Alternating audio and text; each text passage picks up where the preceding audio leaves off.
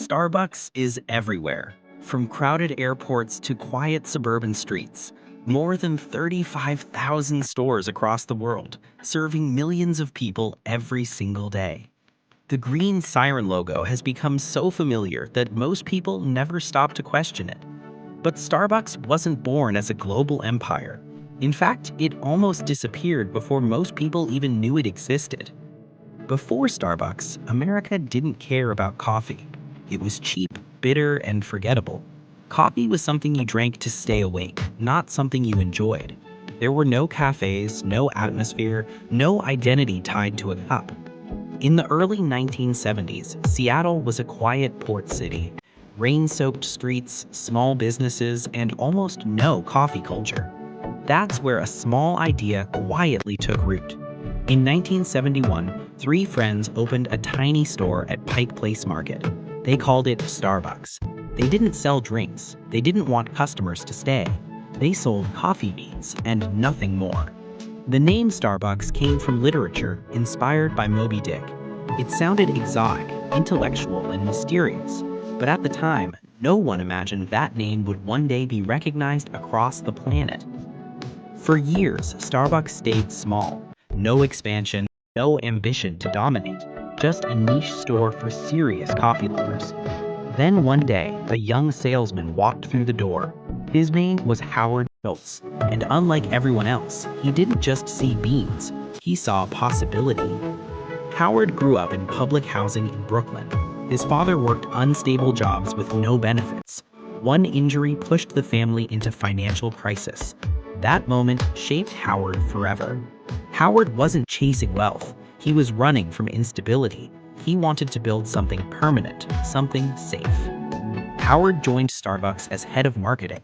He noticed something strange. Customers were emotionally connected to the brand, even without coffee drinks. That loyalty fascinated him. Then Howard traveled to Italy. What he saw there changed everything. In Italy, coffee wasn't rushed. People stood at bars, talked, laughed. Coffee was community. It wasn't a product, it was an experience. Howard returned to Seattle convinced. Starbucks shouldn't sell beans. It should sell moments, belonging, connection. The founders disagreed. They didn't want cafes. They didn't want espresso machines. Howard's vision was rejected. So Howard did the unthinkable. He quit. He walked away from the company he believed in. Howard borrowed money, maxed out credit cards, convinced investors who barely trusted him. He opened his own coffee shop. The business struggled, debt piled up, bankruptcy hovered dangerously close. Then fate intervened. The original Starbucks founders decided to sell the company. Howard needed $3.8 million.